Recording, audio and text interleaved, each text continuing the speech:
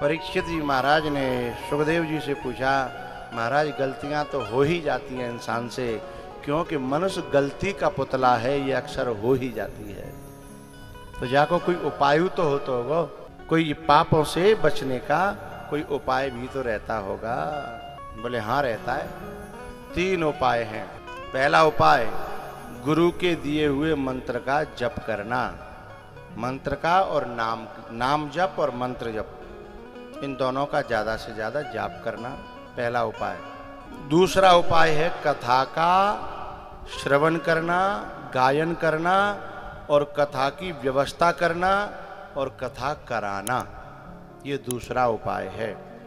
और तीसरा उपाय है इस सब को छोड़ छाड़ करके यदि हम संसार के कर्मों से निवृत्त हो गए हैं, बालक बच्चों से फ्री हो गए हैं, तो किसी महापुरुष की शरण में अपने जीवन को समर्पित कर देना, यह सबसे बेस्ट उपाय है। तीनों में से हल्का भारी कोई नहीं है, अपने आप में तीनों ताकतवर हैं। यदि कोई एक है जाए तो एक है करो, तीनों है जाए तो तीनों ने करो, तीनों नहीं है पाए तो 2 करो, 2 नहीं है पाए तो 1 करो, और 1 नहीं है पावे तो कुआ बाहर में जाके हैं। यहाँ नदी कौन सी नजदीक पड़ती है? सिंध, हाँ सिंध ही पड़ती होगी, तो बाँव डूब के मत जाओ। जब तुम में तीनों में तो 1 ना है रो, तो फिर क्या करोगे? परीक्षित जी ने कहा, भगवान आप कह रहे हो कौन भगवान का नाम जपने से कल्याण हो जाता है, नाम जपने से कल्याण हो जाता है, किसी का हुआ है क्या? बोले हाँ हुआ है। किसका? बोले अजामिल का।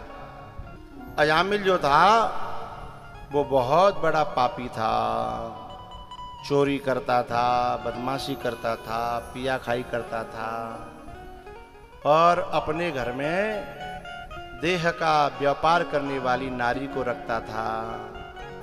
गांव की भाषा में कहूं तो छुट्टे भलाई है, सब गुण आते हैं वहां में।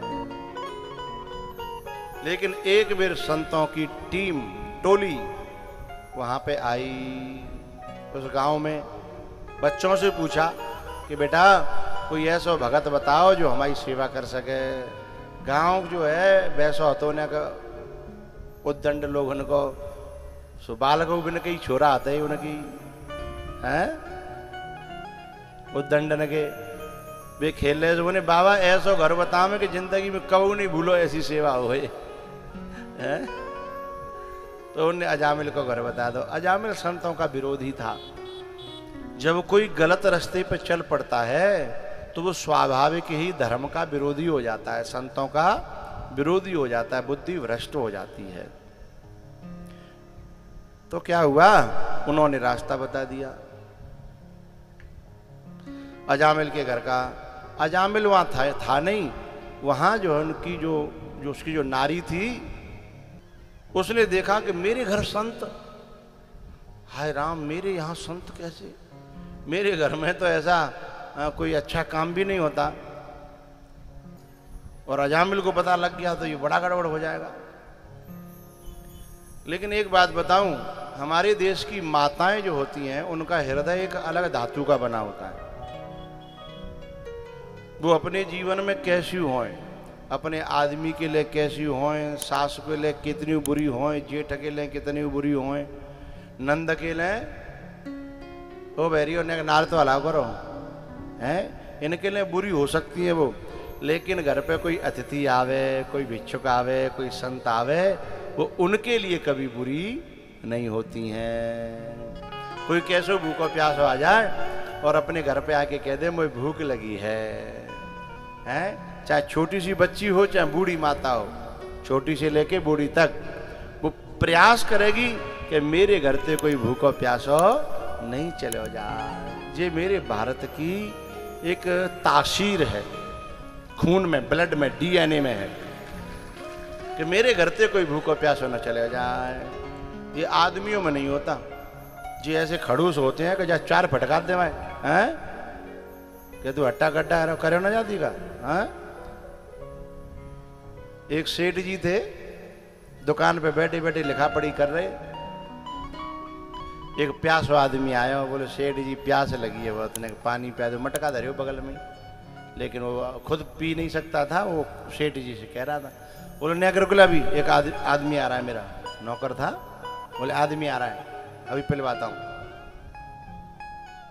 लगे लिखा पड़ी में, फिर वाह बड़ी प्यास लगी, 2 मिनट बाद 5 मिनट बाद फिर बोले सेठ जी बहुत प्यास लगी है, कृपा करो। बोले अभी आदमी आ रहा है।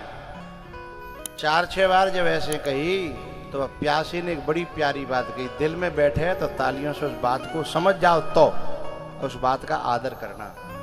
उस प्यासे ने कही, सेठ जी नेक दे रखेले, तुम ही आदमी बन जाओ। समझ गए ना? इंसान बन जाओ, तुमने इंसानियत को त्याग रखा है। एक प्यासा भटक रहा है, भीख मांग रहा है पानी की, तुम पे सोना नहीं मांग रहा, चांदी नहीं मांग रहा, और उसको भी इग्नोर कर रहे हो, हैं? यदि सच बताना, माताओं से नहीं पूछ रहा, पुरुषों से पूछ रहा हूं, सच बताना, वहां पे यदि कोई भारत की माँ बेटी होती, बेटी बेटी होती, तो क्या इतनी देर पानी पिलाने में लगती? हाँ, तुमसे इसलिए पूछा है कि तुम ये न कहो कि ये पक्षपात कर रही हैं, अपनी बात के लिए हाँ कर रही हैं, तुम्हारे मुंह से इसलिए मैंने हाँ कराया है। यदि कोई मेरे देश की बेटी होती, माँ होती, हाँ, क्योंकि माँ का, बेटियों का जो दिल है ना मेरे देश में, वो बहुत जल्दी पिघल जाता है, इसलिए तो बेचारी 28 टुकड़े करा बैठती हैं अपने, हैं? 28 का 38, क्योंकि बहुत जल्दी पिघल जाता है, इसलिए फिर चाहे जिन्हें कोई मारो, चाहे काटो, हैं, चाहे कजी करो।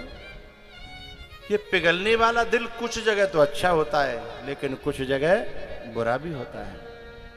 भक्ति में पिघले तो बहुत अच्छा, सत्संग में पिघले तो बहुत अच्छा, भगवान के लिए पिघले तो बहुत अच्छा, लेकिन यदि दुनिया में किसी के लिए पिघल गया तो मामला गड़बड़ हो जाता है।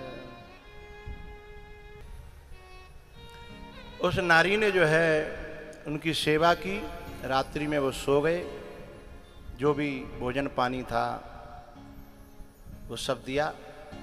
रात्रि में अजामिल आया और अजामिल को पकड़ के समझा दिया कि सुनो, संत आए मेरे यहाँ, तुम दुनिया में चाहे जैसे रहो, लेकिन संत भगवानों के साथ गड़बड़ी करोगे तो मामला गड़बड़ हो जाएगा।